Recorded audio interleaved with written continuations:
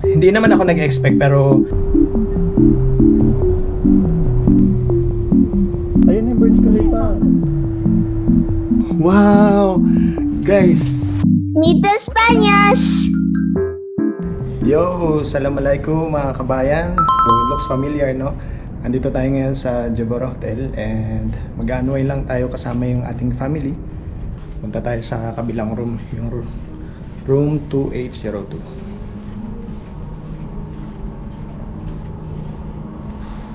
Okay, so andito. Dito tayo. Okay.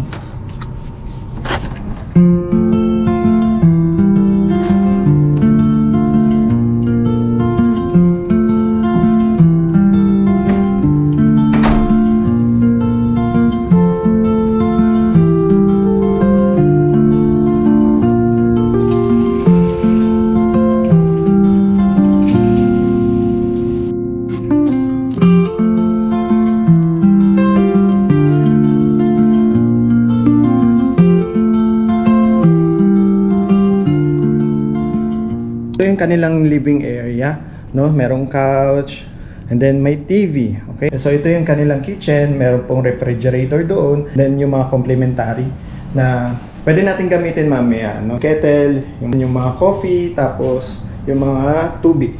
So ilagay na natin to sa loob ng ref. Ito yung kanilang ref. Yan, para lumamig na siya, no? So, alam ko, paulit-ulit tayo, no? Dahil madalas ko na-feature ang Jebora Hotel dito sa aking YouTube channel, no? Dahil nga nanganak yung aking wife and nag-visit sa amin yung aking mother-in-law and yung aking sister-in-law. So, minabutin din namin na para makapagpahinga tayo ng maayos, no? Kasi for the past few days, 'di ba, medyo pagod-pagodan talaga tayo, puyat. Syempre sa pag-aalaga kay baby. Kailangan din naman natin syempre bigyan ng reward, no? Na ma-experience nila ito and ma-experience ito ng aking sister-in-law and ng aking mother-in-law na makapag-stay dito sa hotel. So ito may sarili siyang room, no? So dito tayo mamaya matutulog. Meron din siyang TV doon and then meron din tayong TV dito sa ating living area. So mamaya siguro dito tayo magstay. Syempre makasama din natin yung family natin dito. And then subukan natin tignan kung anong view ang meron dito. Wow! Guys, mga kabayan, tignan nyo to. Grabe.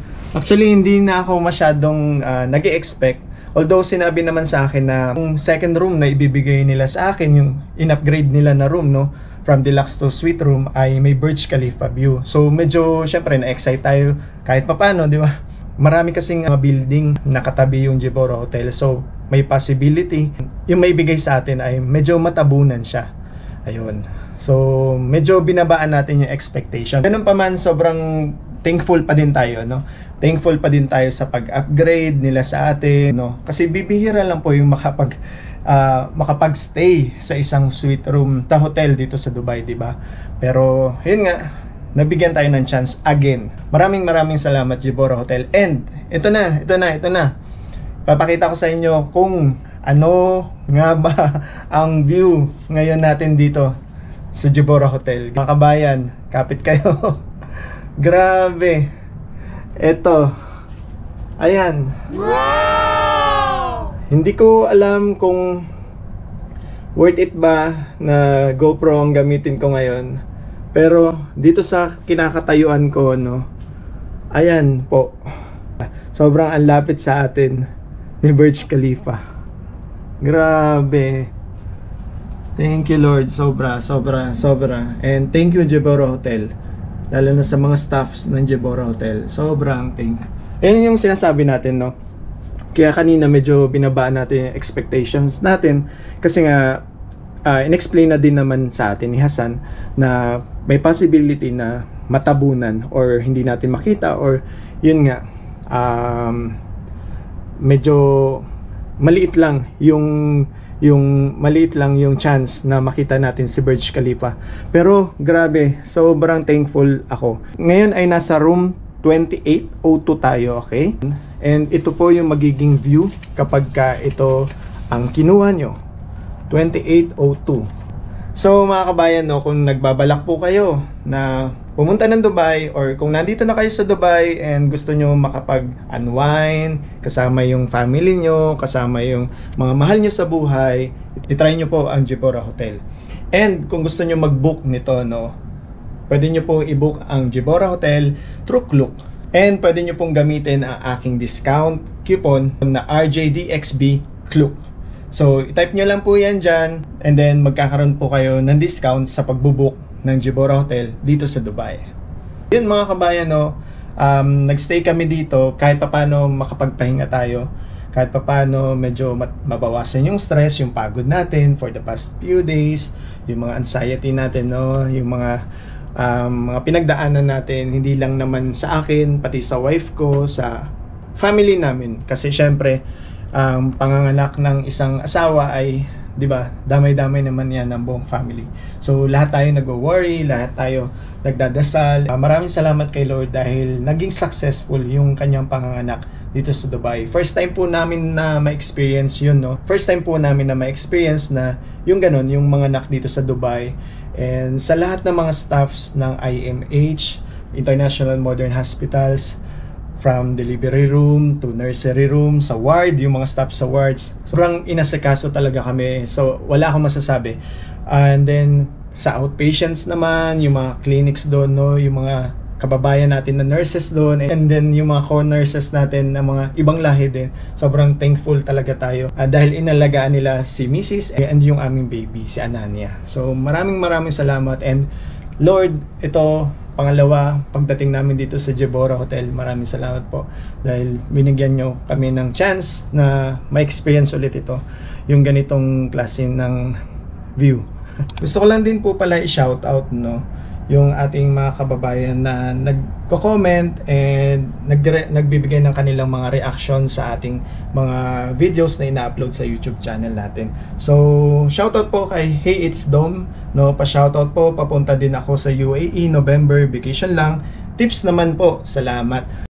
Sa iyo kabayan, no, kay Dom, sana ma-experience mo din itong ganda ng UAE, yung ganda ng Dubai kapag ka nakarating ka na dito by November. And mag-pray ka lang, no, mag-pray ka na, alam mo yun, maging successful yung pag-travel mo, maging ligtas ka, and then yung family mo na pupuntahan mo dito or kasama mo sa pagta-travel mo, maging ligtas kayo and ma-enjoy nyo yung buong Dubai. Actually, itong experience na to, yung pagpunta sa Dubai, halo-halo yan, mixed emotions, dahil naranasan din namin yan 3 years ago. Pagtapak pa lang ng airport, no, yung mga requirements na yan nire-ready natin, and then hindi natin alam kung makakapasa ba tayo sa immigration officer, no. Maswerte dahil nakalagpas tayo sa immigration officer, pero nakakalungkot din na malaman na may mga kababayan tayo na nagte-take ng risk na pumunta ng UAE pero na-offload sila, no, dahil kulang sa requirements or financially medyo unstable. Bro, pag nakarating ka ng UAE, sana ma-enjoy mo yung pagiging turista dito, no, dahil maganda yung UAE, napaka-safe ng lugar na to. Tips na pwede kong sabihin sa'yo is mag-enjoy, okay? Kung pumunta ka dito as tourist, i-enjoy mo lang. Napakarami ng pwede mong gawin. May mga videos din tayo na ginawa. Pwede mo po yan i-check, no, panoorin kung ano yung mga activities na ginagawa natin, di ba, kasama yung ating family. Yan, makikita nyo po yan dito sa aking YouTube channel. Andyan yung Desert Safari, Global Village. Number 1, di ba, na pinupuntahan ng mga kababayan natin, lalo na kapag ka nagtutour, ay yung Burj Khalifa. Don't miss it, no? Yung chance na makarating dito, actually, makalagpas ka pa lang sa IO, ay napaka-rewarding na, nakakagaan na ng loob na makalagpas sa immigration officer. So, pag nakarating ka dito, be thankful, mag-pray, lagi mag-pray. Be thankful lang sa lahat ng mga blessings na mangyayari sa iyo and marireceive mo at ng family mo. So, kung makarating ka man dito and ma-enjoy mo yung UAE, maging masaya tayo. Maging thankful palagi tayo. And then, palagi nating iisipin na swerte tayo dahil nakarating tayo dito.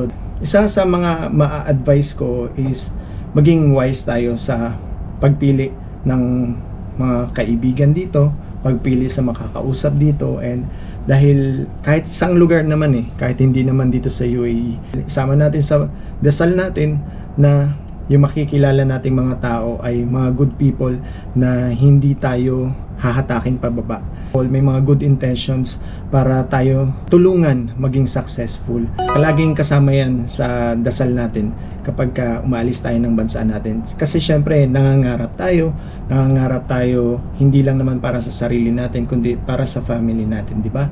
Na balang araw, umasenso tayo, and balang araw, makuha din natin sila. Makarating sila dito, ma-experience din nila yung hindi lang pagiging OFW ma-experience nila kung ano ba yung way of living natin dito sa ibang bansa. Then kahit hindi naman maging mayaman ma-experience lang natin yung maging comfortable yung pakiramdam natin. Isang tips din na gusto kong i-advise is yung pagtitipid. Hindi sa pagtitipid na kailangan mong itipirin yung sarili mo para hindi makakain 3 times a day, pero pagtitipid in a way na makapag-save ng money. Kasi ang pag-abroad po, kung plano nyo na magtrabaho dito, ay hindi po panghabang buhay. Nakadepende na yan sa kung saan mo gusto mag-retire or kung saan mo gusto magstay pagka tumanda ka na, di ba? Hanggat may trabaho lang ng trabaho, and wag masyadong mareklamo sa trabaho. Hanggat maaari, kung kaya naman ng katawan, kaya naman natin gawin yung trabaho na pinapagawa sa atin, gawin lang natin. As long as yung pinapagawang trabaho sa atin ay tama, hindi tayo mapapahamak, and syempre, yung nakukuha natin, compensation, yung salary na binibigay nila sa atin ay sapat para sa trabaho na hiningi nilang gawin natin. So, maging wise tayo sa pagpili ng trabaho, maging wise tayo sa pagpirma ng mga dokumento, maging wise tayo sa paghahanap ng trabaho, maging wise tayo sa pag-spend ng ating mga kinikita. Madali lang pong kumita ng pera. Ang trabaho ay laging nandyan. Pero mahirap mag-save para sa sarili natin, para sa family natin, para sa future natin. Yun pong napakahirap. Ang daming temptations, ang daming mga sale, mga vices na pwedeng mong ma-experience. Pero kapag ka nasa tamang tao ka, nasa tamang grupo ka ng mga kaibigan mo na hindi hahatak sa'yo pababa, kundi tutulungan ka umakyat. Napaka-rewarding po ng bansang ito. Napakaganda na ma-experience din ninyo na makarating dito. So ayun, sana makatulong yung mga tips na sinabi ko, and yun, kung may mga questions, comment nyo lang po sa ating YouTube channel dito sa baba ng ating video kung meron kayong comments, and sasagutin natin yan sa mga susunod na video, no? So sa ngayon, i-enjoy lang namin itong pagstay dito sa Jabora Hotel, and then mamaya mababa na kami para doon naman sa ating pool, kasi si Bulilit, yung anak namin, no? Gustong-gusto na niya mag-swimming. So chinek ko lang kasi itong room kung kamusta nga ba ito, and akala ko deluxe room lang ito, tapos yung isa na pinagstayan ng mother-in-law ko and ng sister-in-law ko ay yung suite room. Pero nagulat talaga ako dahil pagdating ko dito, parehong-pareho, suite room pala pareho, and then may view pa tayo ng Burj Khalifa. So yun, shout out tayo, no? Kay Robiso. Ang tanong niya sa atin ay, pag may uric acid etc., pwede bang mag-fit? Okay, so sagutin natin ito, no? Kapag ka may uric acid ka po, or halimbawa mataas yung blood pressure mo, meron ka hypertension, diabetes, okay, may mga instances naman na nag-fit pa din, okay? Depende kasi yan syempre sa magiging result nung inyong laboratory on the day na magpapa-laboratory ka. Ikaw ay yung tao na na-diagnose ng hypertension, na-diagnose na ng gout, kasi mataas daw yung uric acid, or etc. Na-diagnose ka for example ng diabetes, no? For sure meron ka maintenance medicine, di ba? Kung tinitake mo po ang inyong maintenance medicine bago yung inyong medical fitness, for sure mag-fit po kayo. Dahil ibig sabihin, yung mga gamot po na maintenance medicine na binibigay sa atin at tinitake natin, yun po yung magpapa-maintain ng level into the normal level, sa normal level, no? Magme-maintain ng normal level ng ating blood pressure, ng ating blood sugar, and ng ating uric acid, etc., etc. Paano naman kung hindi mag-fit? Okay, so kung hindi po mag-fit, ibig sabihin, kailangan nyo i-retake yung medical fitness. I'm not sure kung ang gagawin sa inyo ay kukunan ulit kayo ng dugo on the same laboratory or dadalhin kayo sa Almohais na. Yung Almohais na po ay para siyang DOH sa atin dyan sa Pilipinas, kung saan doon nila nire-retake yung mga laboratories na ginagawa para sa mga taong nagiging unfit sa mga bagay na ginagawa natin dito, laboratory, paghanap ng trabaho, yung pagme-medical exam, lahat po yan, samahan natin ng pagdadasal. Dahil walang ibang makakatulong sa atin kundi yung sarili natin and yung pagdadasal. So kung may questions man po kayo, may comments man po kayo sa mga video natin, no, ilagay nyo lang po yan sa baba ng ating comment section dito sa baba ng ating video. So maraming salamat po and mag-enjoy na muna tayo. Mahaba na ang ating mga pinagsasabi dito, yung ating video ngayon, no. Babalik na ako sa kabilang kwarto. Enjoy na namin yung time namin dito sa Jebora Hotel. Okay, so babalik na tayo dun sa kabilang room, no. Ayan po, room 2802. Gusto nyo ng suite room dito sa Jebora Hotel, no. So ito yung ating room. And then punta naman tayo dito. Dito yung mga elevators nila. Nasa kabilang side naman yung room nung aking family, no, aking mother-in-law and ang aking sister-in-law. Andyan din sila, baby.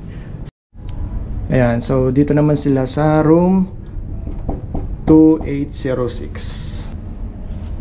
Doorbell tayo. Hello. Ay, ready na sila. Ready na. Okay. Ay, ayan na yung baby na. So ito po yung isang suite room, no. Ayan, so ito po yung isang suite room. Dito si Ananya. Okay. Pero magstay kami doon sa kabilang room na pinakita ko kanina.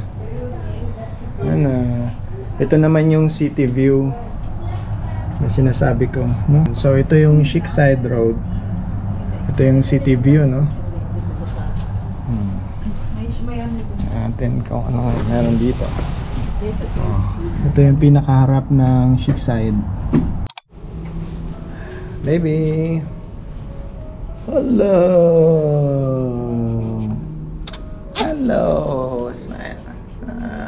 Punta kami ng 12th floor dun sa swimming pool area. Okay, walking na.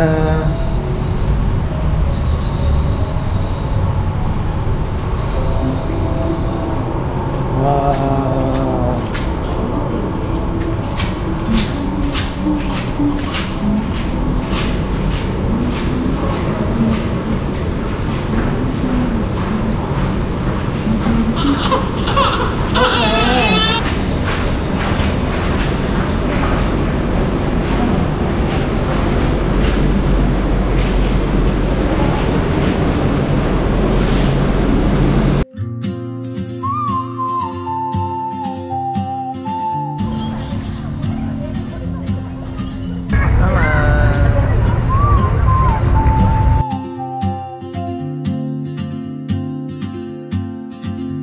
She moves like a map with no borders, a whisper caught in the wind. I see her boots at the corner cafe with a notebook and a grin. She's chasing skies I've never